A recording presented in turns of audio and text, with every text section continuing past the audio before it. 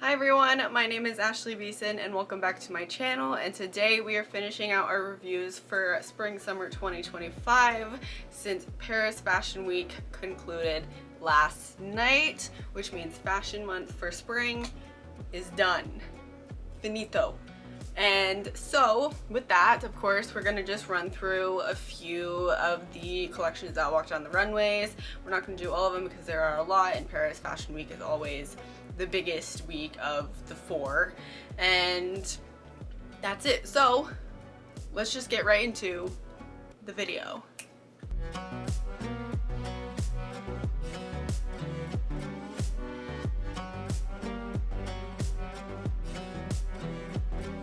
The first collection we're gonna look at is Saint Laurent, and I was so excited when I only saw one image.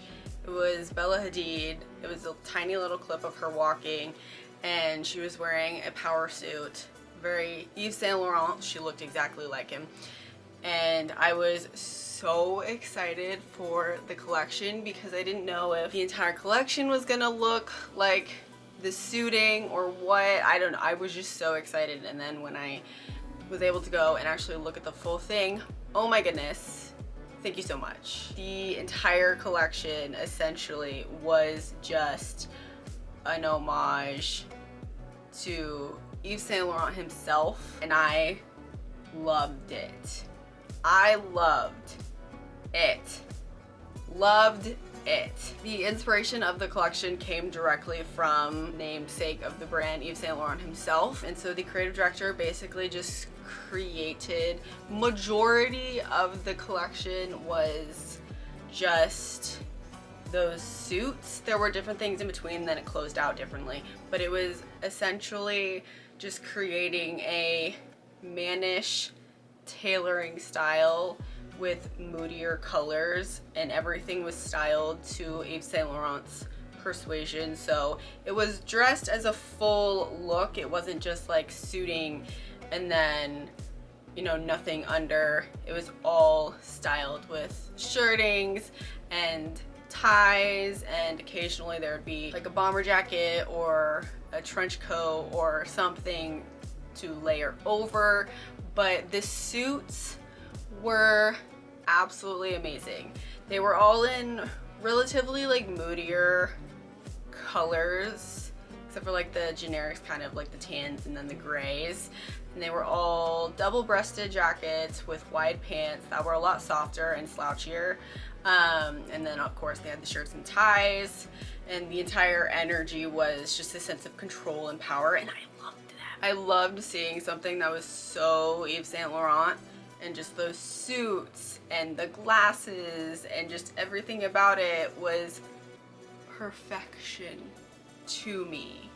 Perfection. And the suits were great. I'm gonna harp on the suits because the suits were the main thing. And then there was kind of an introduction of 70s influence with soft jacquards or twills in pajama sets and kind of lighter fabric silhouettes, and then they came in with maxi dresses that were shimmering, and they gave a little bit more of like the boho side of things, but it transitioned well from like the iconic suit tailoring into more of that little 70s energy, still kind of keeping in, maybe putting a bomber or something over it to tie in those suits, and then kind of bringing suits back in a little bit. And then the show closed with lots of color.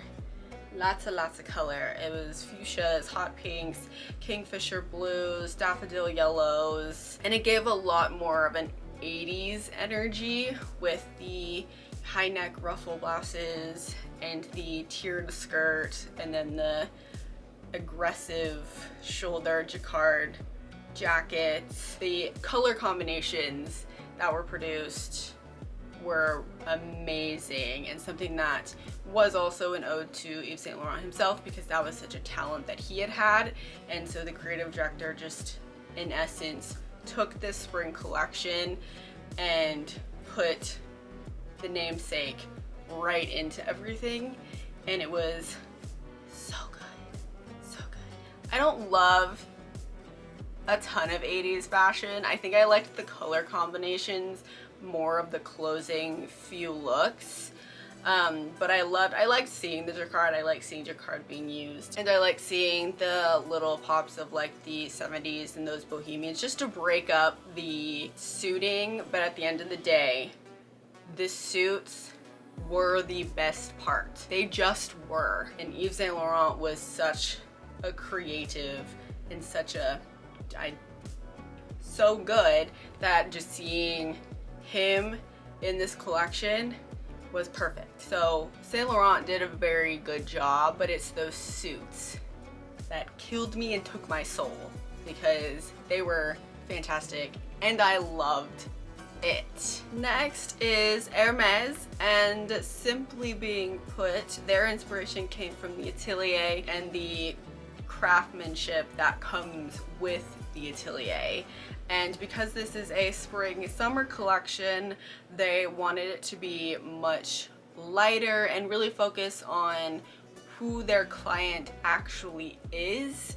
And you know, Hermès clients very much, when it comes to spring summer, they go on vacations, they go to the beach, they do all these things. And so the creative director made sure that the focus of this collection was sheer mesh styles and more opaque fabrics to keep things light and to really hunker down and focus on the clientele summer versus the, you know, normal kind of full leather type of ideology that Hermès obviously has. But that doesn't mean that leather and things like suede don't just disappear. Leather and suede is also a supporting piece in this collection. They just make them a little bit smaller and not as much, but it still is very much going to have those leather hints throughout. It's just not a focus on every single look.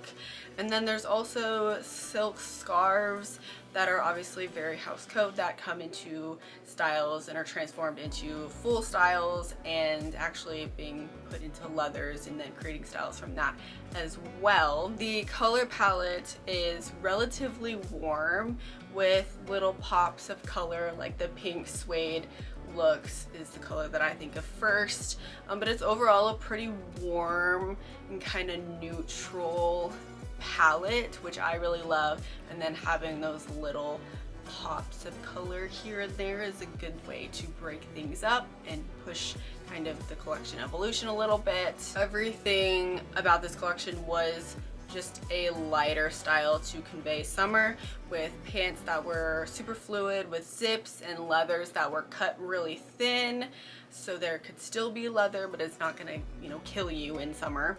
And then styles were also given a much more like sporty energy, from skirts, pants, jumpsuits, cropped leather jackets, and sporty tops. It's all very light and inclusive. There was also a wider range of sizing too. There were different size models walking down the runway, so there's also that like inclusivity, but also just the inclusivity of how many styles were there too. It was a very wide range, perfect for the beach and vacation. And I think Hermès did a really good job in just making something that was super expensive looking and also making it something that is super wearable and something that is just really nice to look at. I thought the entire collection was just really clean. I loved seeing the little mini crop jackets. I loved seeing the silk prints being put into leathers. I loved how all the sheer pieces were super clean. I loved just seeing how light, and I liked the sporty aspect to it. I love the color palette overall. I just think it was a really strong outing for the house, and I think it was a really good collection to really give the client something that makes sense to the clients and kind of how they are and how they behave and what they kind of look for with spring summer. So I think Hermès did a really good job with this collection, and I think, you know, I loved it. So there's my opinion. Next we have Mugler, which is naturally kind of one of my favorites because I like how dark and dramatic and kind of menacing in a way they usually are, and I love the shapes that kind of come out of Mugler. So I was excited to see what this collection was going to bring, and the inspiration is of a garden, which is, I like the interpretation because it is still dark and dramatic, which is what Mugler does. But the garden itself comes from the creative director's garden, but it isn't going to be portrayed as, you know, light and romantic. It is still Mugler, so it is still dark and it is still menacing, like how it usually is.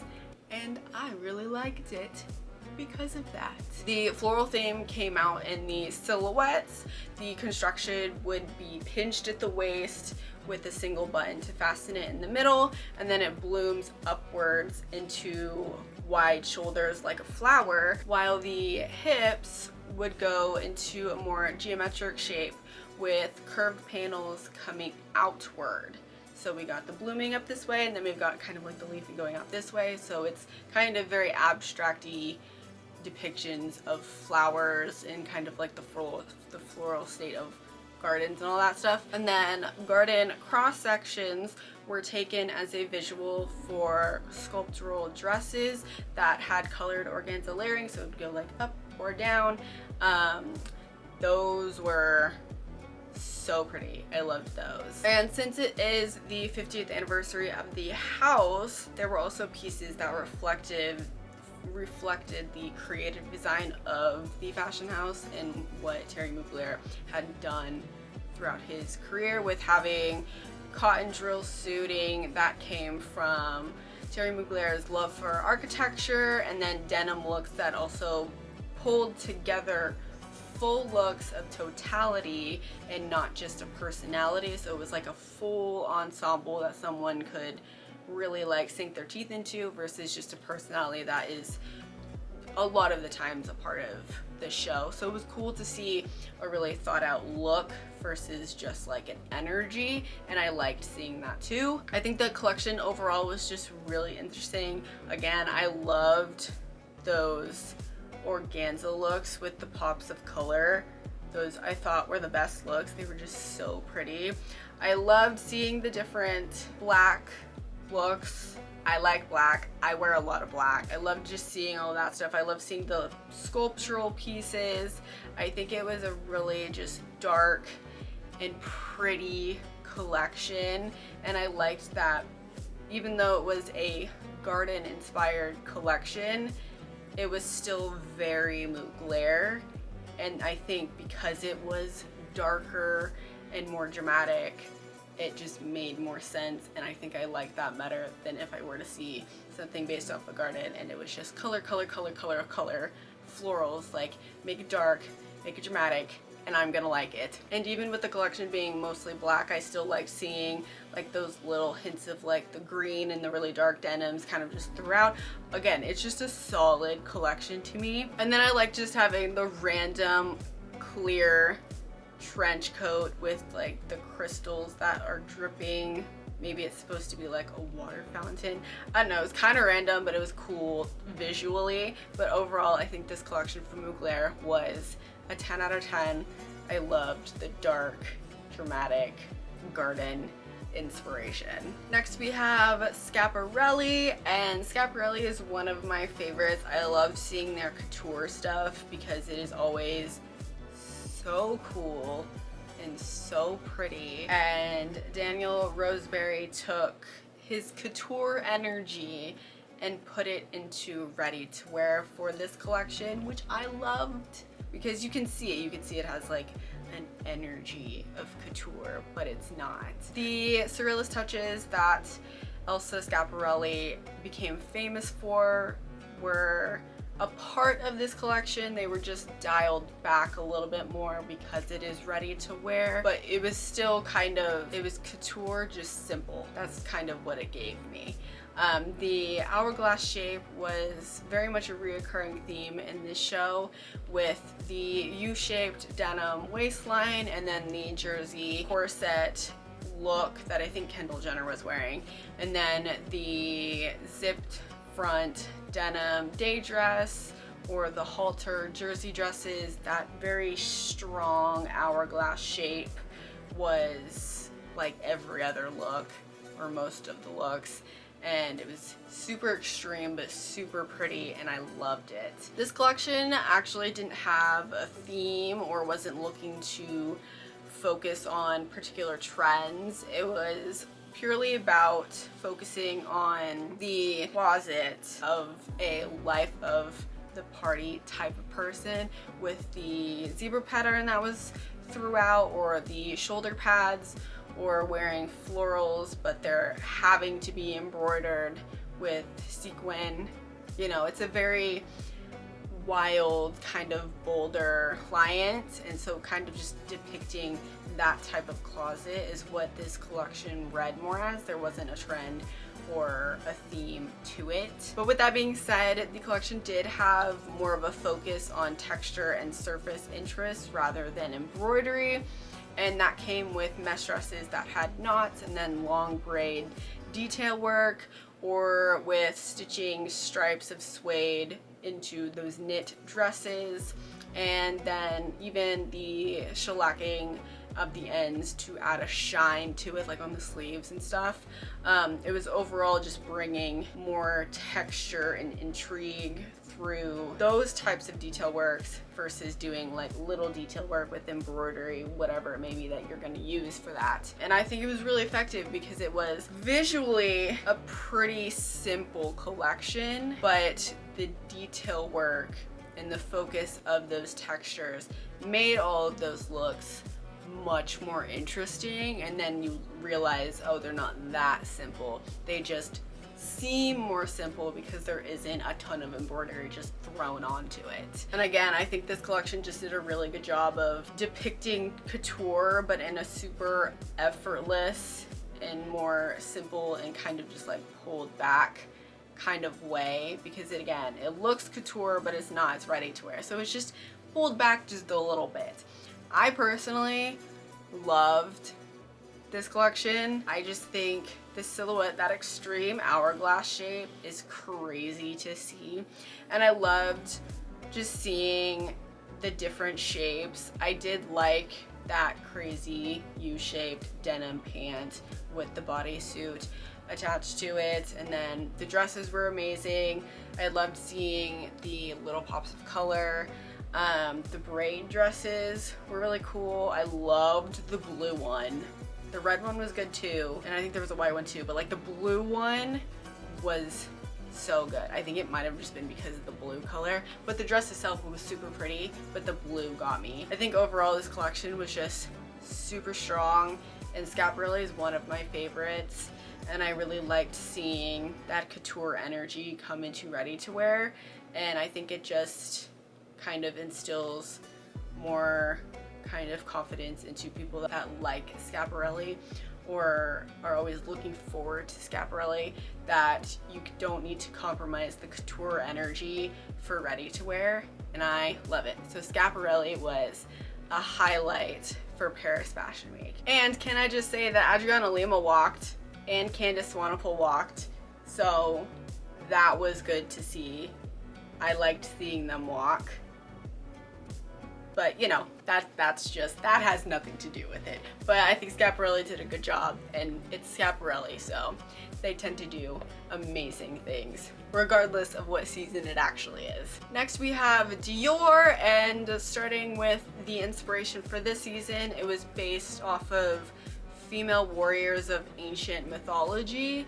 And there was actually a physical muse coming from the likes of Sagnapoli, who is an artist, and the archer that shot an arrow, I think it was at the beginning of the show, it was at the beginning of the show, to kickstart the show, I guess.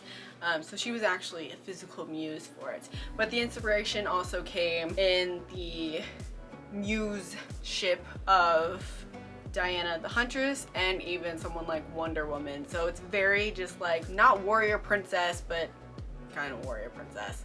It was just very much strong female energy that are warriors. That's basically what the inspiration was. But this particular collection also had a lot of kind of historical Christian Dior nods to it. And there was an inspiration from a fall 1951 look that was a suggestion of formal riding attire that Christian Dior had dubbed the Amazon, with an E at the end. Amazon with an E at the end. And then there were also looks that linked to ancient Greeks peplos, which are essentially just simple draped garments, and then of course the founder's tailoring, so obviously that iconic Christian Dior tailoring. A big part of this collection's visual came with using diagonal lines to represent movement and agility, which is, I guess, naturally something that is not traditionally connected to womanhood and femininity. So by adding those lines and creating more structure and kind of that movement and agility with having those vertical lines and those diagonal lines, it gives a little bit more to that warrior side of what they were going for. The collection also had elements that were much more inspired by like actual modern athletic wear and how women today just wear their workout wear and athletic wear on the streets and more commonly. So they had bodysuits styled with sheer dresses over them or blazers that were paired with mesh track pants, and then jackets that had like crisscross detailing with parachute straps. I think one of them actually kind of looked like a straight jacket, but we're not going to talk about that. There was also a 1970-71 graphic as an accent that was, of course, of Christian Dior in the 70s, and they pulled that vertical line graphic to convey speed. It looked like racing stripes to me. I'm gonna say I didn't particularly love it, but there's that. But it wouldn't be Christian Dior without just adding a little bit of a sexiness to the silhouettes by adding shoulder exposing jackets and shirts that were accessorized with gauntlet gloves that actually came from a 1949 Dior show. So again, a lot of like reference back to very specific things throughout Dior. And then there were also, of course, outside of those more warrior-like looks and those more sporty-like looks, there were some more traditional tailoring pieces within it, but the athletic energy and that warrior energy was the main concept. I wish there were more of that tailored stuff, if I'm being honest. It's not my favorite collection. I love the thought process behind this collection. I think the idea of doing that warrior from mythology and all that stuff is really interesting, and you could do something crazy with it. I just don't know if I loved the execution on a lot of it. I didn't particularly like the bodysuits. Again, more of the stuff that is like traditional tailoring and the stuff that looks a little bit more put together and potentially even less sporty is the stuff that I really liked. I did like those off the shoulder necklines. I thought those were really pretty. Those gloves to those certain styles that had them added something to it. I think it was a fine collection. I'm not sure I liked any of the overly athletic pieces of it, which namely those bodysuits. I didn't like any of those. The 70s graphic with the stripes that essentially just looked like racing stripes to me. Those looks were very hit or miss for me. I'm not sure I really loved any of them. I'm not sure. I didn't know what to expect going into this particular collection. I love half of it and don't particularly love the other half.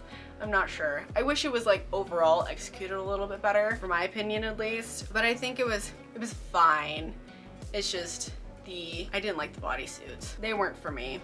And the racing stripes, I think I could have done without. But the more traditional pieces and the stuff that looked more tailored and looked a little bit more refined and much less athletic looking, I did really like. So there were things that I liked, things that I didn't like. Overall, I still think it was a fine collection, so Dior did okay. I just wish it was a little bit better. Next is Victoria Beckham, and this collection was all about taking risks, and I think she did that because I was not expecting what came down the runway. I'm gonna be very honest, but I really liked it. I really did. Beckham has said that she is always focused on the silhouette, and by doing that and having that focus, the thing that I was not expecting, but again, really loved, was the several looks that were open the show mainly and then were kind of maybe throughout the show a little bit, are the Gossamer light silk chiffons that were dipped in resin so that they could be molded directly onto the body and then sculpted to shape that silhouette that she wanted, and then it was lifted to kind of create some extra volume and drama to it before letting the fabric left alone to flow. So the resin was only on certain pieces, mostly like the torso area, and then other pieces, like the rest of the fabric to create like the skirt or the dress or whatever it was left alone. So it was like sturdy and sculpted and then loose. And I thought those pieces were so cool, and I've been seeing like resin pieces a little bit more as of recently, and I think it's a really cool technique to get a really interesting top. Usually they're tops, so I thought it was really cool that she did that. And I know that each piece took a few days each to be fully start to finish created, but the visual of those are just so cool and they're so interesting. And so the resin pieces opened the show before moving into tailored pieces with coats, shirts, pants, skirts, and jackets, kind of the normal, and those were fantastic. Love those. Love tailoring. I'm not sure if you noticed, but I like tailoring. And then throughout like that tailored section, it was broken up with draped dresses and then revealing styles that showed more of body and then like the actual construction of the garment. Light corseting was in dresses and standing tall waistbands added a level of interest with skirt and pants, so having like that light corseting and having that boning kind of on the torso area and then kind of adding that same kind of detail work on waistbands and having them be a little bit more dramatic and taller and structural for pants and skirts was a really interesting thing to do, and it broke up the traditional tailoring really well to kind of give, here's your simple tailoring and then here's something a little bit more special. So I thought that was a good visual cue to kind of have that throughout the tailoring. Overall, again, this is not a collection that I expected from Victoria Beckham, and I liked it. But overall, this collection was super solid, and again, not what I expected. I thought the resin pieces were absolutely amazing, and I loved the tailored pieces, and I think using that the visible construction to add detail and having that sheer kind of visual with those construction pieces were really cool. I just think overall the collection was so pretty, and I know very quickly a lot of people were talking about the green dress that Gigi Hadid wore, and I know it's on sale now. I think they immediately put it on sale after the show, and it was a pretty dress, but I think for me the standouts were those resin pieces and just the strength that is in those tailored pieces. But this collection was so strong, and Victoria Beckham is like becoming one of my favorites, and so she just needs to keep doing what she's doing because I'm liking it. And yes, I'm one opinion, but it's good, so I would like more, please. The last collection that I want to talk about is, of course, Chanel. You can't do Paris Fashion Week without Chanel, and this is the first time that the house is returning back to the Grand Palais in 4 years to present the collection, and I thought that was a really good way to start off their collection by bringing it essentially home. because that is where so many shows had been presented, were in the Grand Palais. So that was very nice to see. And of course, Chanel does not have a creative director currently, so the house creative studio took on the design job, and they took inspiration from the Grand Palais itself, which is a good place to start. They used the Art Deco iron and steel work to use as patterning on all of the hand-knitted pieces, so I thought that that was really smart and interesting. The directive for the collection was to be very light and airy, and they did that through slits and feathery collars and chiffon capes and even the platform heels that all of the most of the models wore. I think it was pretty much the entire show. Gave it a little bit more of like a youthful edge, so creating that lightness to the collection was super important. Of course, Chanel is not going to do a collection without their tweed, but they made this tweed super fresh by using candy pastels and swapping the skirt suiting for short suiting, and I liked seeing it in shorts. I mean, I love the skirts, especially like the little mini skirts and stuff, but seeing it in shorts I really liked, and I thought that that was a smart thing to do, especially kind of right now, having those shorts to break up this skirt that we always have seen. I thought the shorts were good. I really did. Denim was a nice surprise to the show. Mostly there was black denim with sequin on it.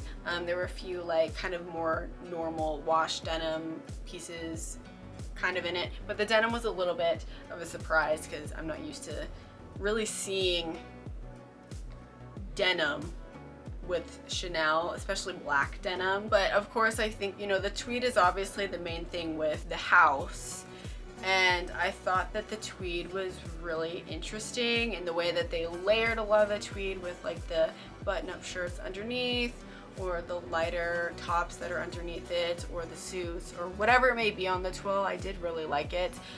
There were a few like head-to-toe jumpsuits that were really nice. They looked really well made. Overall, I think the energy that they were going for with that light and airy and like that hint of youthfulness and that revamp was really good. And I have to say that I think this collection feels so much better than the last several. I think Chanel's kind of been in a little bit of a hole these last few collections, and I think they're finally starting to really get out of it, which is super good to see. I'm not like overall like a huge Chanel person. I have like my moments of things that I like in Chanel. I do like the tweed stuff because it's iconic, but Chanel isn't like the fashion house I would pick first by any means. But I think this collection was really, it was very strong in that it's just moving in a really good direction. But I also have to say, I'm not sure if anyone else feels this or if this is just totally me, but I did think that this collection did remind me of 90s Chanel, and there were things about it that did feel a little bit more like Karl Lagerfeld. And I think that's a really good thing if I'm not the only one that felt that, because I think there are bits and pieces of him in it. I think that means that Chanel is starting to move in a good direction, because Karl Lagerfeld did so much for Chanel, and I mean, he was the creative director in the 90s, so of course if I think it feels like the 90s, it's gonna feel like Karl Lagerfeld, to me at least. But I really love that I kind of got that from this collection. I just think it's a positive thing for the house. But overall, the collection was strong. They had sizing, they were diverse with their sizing. They are continuing kind of pulling in more of that inclusivity. The tweeds were very well done, and the styling was much more youthful than Chanel usually is, and I think that's a good thing. We want to keep Chanel moving forward. We don't want it to just be stagnant and kind of feel old. Not old, but older. But I think that youthful energy and that light, more positive energy did really well for this collection. And I have hopes, and I have, you know, good hopes that Chanel is slowly starting to come out of its little hole that it's been in. And it needs it because it's Chanel and it should always be doing good and it should always be producing good because it is Chanel and there are expectations. But I really liked this Chanel collection, and so for me that's kind of it, because again, hit or miss with Chanel for me, but this one I really liked. So Chanel, they're doing a good job of starting to come into the light a little bit, in a good way, not a bad way. Overall, Paris Fashion Week was a very good one. Obviously I only talked about a few. There were a lot of bigger brands that I of course did not speak on, but they also did really well. You know, I think the standard of Paris Fashion Week is obviously very big, and I think that this spring summer season for Paris, not only Paris but actually all 4 weeks, were really good. I think it was a really strong outing across the board. Things were interesting, things were done really well. Obviously there were like a few like misses in some places, but I can appreciate all of it, and I think that Paris Fashion Week did a very good job of ending. And I also thought the literal ending last night, Caproni showed their spring collection at Disneyland Paris, and I thought that was cute. I did. I know Kylie Jenner closed the show, but I loved that they were doing it at Disneyland, so I thought that was a cute way of ending the fashion month.